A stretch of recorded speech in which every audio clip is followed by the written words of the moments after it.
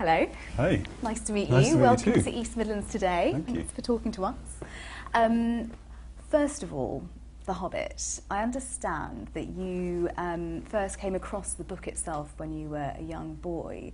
Can you sort of remember the impression the book made on you then? Yeah, I was in primary school, and I had a teacher who read excerpts from The Hobbit at reading time, and I remember very clearly her doing Gollum's voice, and it got me really interested in the book. And I think it was one of the first books that I picked up alone and read from cover to cover, and it led me on to reading Lord of the Rings, which I did the same thing. I read from cover to cover. But I was also in a production of The Hobbit at the Alex Theatre in Birmingham. I think I played a wood elf dressed in a kind of knitted silver gown, and we spun around the stage eating grapes and drinking wine. So yeah, I had lots of access to Tolkien as a kid. And for you then, because you obviously had an intimate knowledge, so to speak, of The Hobbit, when you first approached the parts, what was it like inhabiting a world that you had inhabited in your mind, I suppose, as a young boy?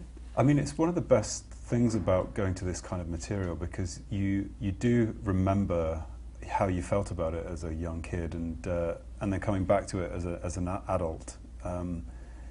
You have to kind of tap into the imagination that you had when you were young, and that's what I find most exciting about it, because I think it's where my imagination was formed, was reading this kind of literature and this kind of fantasy.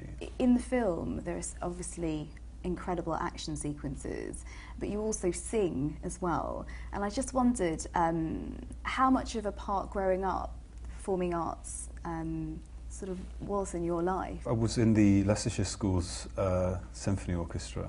Okay.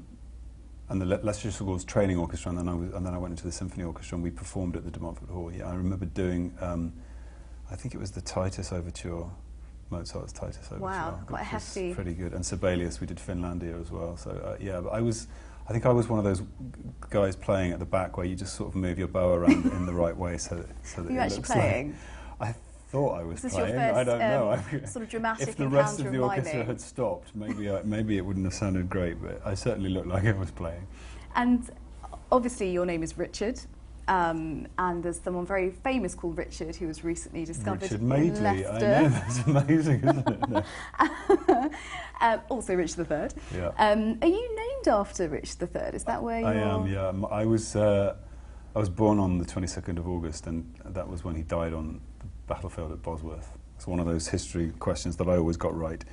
But my dad was really into Richard III, so he chose that name. I think if I hadn't been born on the 22nd of August, I might have been called Russell. Do you know, I'm born on the 22nd of August. Are you? And I'm not called Richard. What happened? I don't know. Maybe we it was could think the whole of another girl name thing. Elizabeth. Yeah. No. And were you watching? I mean, were you aware of this story unravelling in Leicester? I was in New Zealand at the time, so I was receiving the news sort of sporadically. But yeah, I'm kind of fascinated and thrilled that they found him and have laid him to rest, or whether that's still up in the air as to where he's going to be laid to rest. But yeah, I still haven't had a chance to visit the site yet, but I will. And do you ever visit Leicester? I do. I'm working in the UK at the moment. I'm working up in Leeds, and I've visited Leicester quite a few times, but mainly to the countryside. I haven't been into the city centre for a while. So if I could bring you one thing from Leicestershire next time, pork pie. Yeah, and a piece of Stilton. And a piece of Stilton. You're on. Yeah. We'll do that. Deal.